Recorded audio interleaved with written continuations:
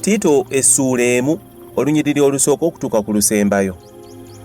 Pawulo omuddu wa Katonda era omutume wa Yesu Kristo, ng'okukkiriza kw'abalonde ba Katonda bwe kuli n'okutegeera amagezi agali mu kutya Katonda, ebyesigamye mu kusuubira obulamu obutaggwaawo, Katonda ow'amazima bye yasuubiza ng'ebiro eby'emirembe n'emirembe tebinnabaawo, naye mu ntuuko zaabyo yayolesa ekigambo kye mu kubuulira kwe nateresebwa ng'ekiragiro kya Katonda Omulokozi waffe bwe kiri. Eri Tito, omwana wange ggereggere ng'okukkiriza kwaffe ffenna bwe kuli, ekisa n'emirembe ebiva eri Katonda Kitaffe ne Kristo Yesu Omulokozi waffe bibeerenga gy'oli.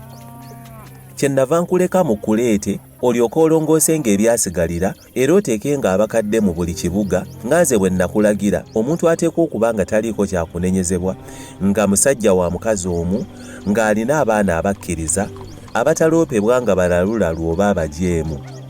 Kubanga omulabirizi kimugwanira okuba nga taliiko kyakunenyezebwa, ng'omuwanika wa Katonda, nga si mukakanyavu, si wa busungu, si mutamiivu, si mukambwe, nga teyeegomba kufuna magoba mu bukuusa, naye ayaniriza abagenyi, ayagala obulungi, eyeegendereza, mutuukirivu, mutukuvu, eyeefuga, anyweza ekigambo ekyesigwa ekiri ng'okuyigiriza kwaffe bwe kuli, alyoke ayinzenga okunnyonnyola abantu enjigiriza entuufu era n'okulaga obukyamu bw'abo abagiwakanya.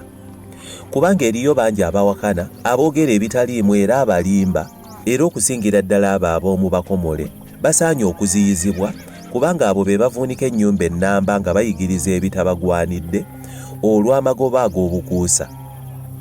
Omu ku bo, era nnabbi waabwe bo, yagamba nti abakuleete balimba ennaku zonna, z'ensolo embi, bamululu era bagayaavu. Okutegeeza okwo kw'amazima.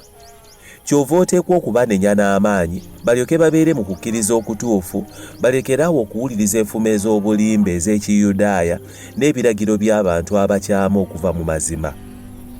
Eri abalongoofu byonna birongoofu, naye eri abagwagwa n'abatakkiriza tewali kirongoofu, naye amagezi gaabwe era n'omwoyo byasiigibwa obugwagwa. Baatula nga bamanyi Katonda, naye mu bikolwa byabwe bamwegaana, kubanga bagwagwa era abatawulira era abatasiimibwa mu buli kikolwa kyonna ekirungi.